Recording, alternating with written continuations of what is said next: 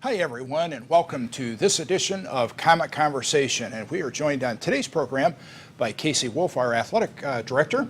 And today's program is centered around the funding of our athletic and extracurricular programs. First of all, Mr. Wolf, thank you for joining us. Thank you very much for having me today. I know as athletic director, you have oversight of our athletic fund. It's a student activity fund that really provides for the day-to-day operations of the athletic department, correct? Yes, sir. And how does this fund generate revenue? Well, typically the main source of our funding comes from gate receipts. Basketball, football, soccer, volleyball, wrestling, swimming, hockey, all those sports we charge a fee to get into those games, and that really makes up probably the greatest majority of our budget. You know, we also get fees generated through, we host Comet relays, so we get funding that comes in via the entry fees for that event, and then our boys golf team hosts a varsity tournament in the fall, and we get some revenue generated from that as well. But basically, Comet relays and the golf tournament, those fees basically cover the cost for us to run those two events. The other spot is we do get some money from some small sponsorships, and there's also donations that come in that help support the athletic department. And so this revenue helps with the day-to-day operating expenses of the athletic program, is that correct? Yes, sir. And so what would some of those expenses be as you operate the program day-to-day? Yeah, it goes towards must-need equipment for our athletic programs, things like, for football, helmets and shoulder pads, soccer, volleyball, sports that involve a ball, purchase of that equipment for those programs. And there's some other necessary items that pop up on a differing from a year-to-year basis. There's also field supplies that are needed, things like paint, chalk, varying supplies that we do put into our field services so that our student athletes do have the best fields they possibly can to participate on. Okay. And the Athletic Booster Club, the Comet Athletic Boosters, I know they support our athletic program as well. Of course, we have the band boosters, choir boosters, and other booster clubs, but specifically, could you talk about the Comet Athletic Boosters and how they support the athletic program? Yeah, there's the Comet Athletic Boosters. Every sport here within our athletic department does have a fund within that group.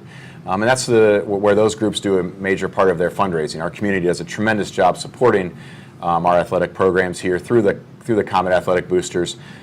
Quarterback club, home run boosters, those athletically related booster clubs, and those groups help to purchase other necessary items for our programs in order for them to continue to compete at a high level.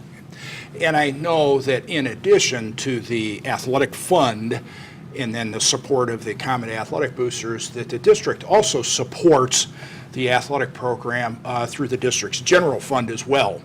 And it was interesting, just the other day, I was looking at some numbers from last year, and for the 2017-18 school year, the cost of our coaching supplemental contracts, transportation costs, which include fuel and those types of things, and also utility costs associated with our athletic program, was in excess of $800,000 for last year.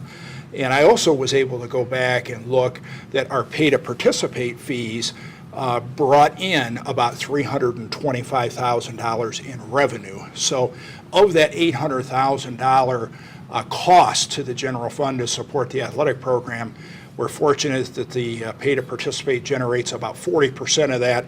The district general fund picks up the other 60% of that. So it was kind of interesting to look at how the athletic funding process works, and it's really a combination of the district general fund, athletic fund, and of course the support of the Comet Athletic Boosters. Is that correct? Yeah, yes, sir.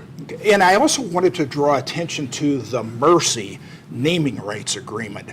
I know that is something that has been a good thing for our school district, and looking at a 12-year period of time, $20,000 a year, so $240,000 over the life of the contract.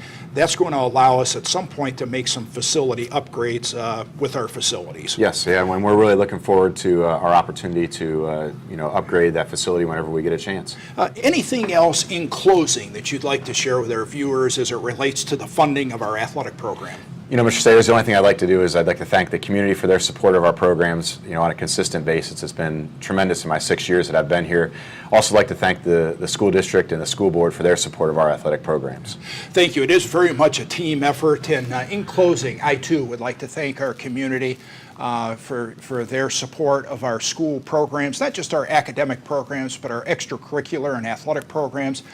We have chosen to maintain our pay to participate fee at the $400 level here in Amherst because it helps us maintain low property taxes for all of our residents here in the Amherst schools. Currently, we are the third lowest of the 14 districts in Lorain County, and we are the lowest of the 10 districts in the Southwestern Conference in terms of property taxes. So our pay to participate fee has allowed us to maintain low property taxes for all of our residents here in Amherst, and for that we thank you so much. And at any time, if you ever have any questions, comments, or concerns, please feel free to give me a call at the board office. That number is 440-988-4406. Thank you so much, and go Comets.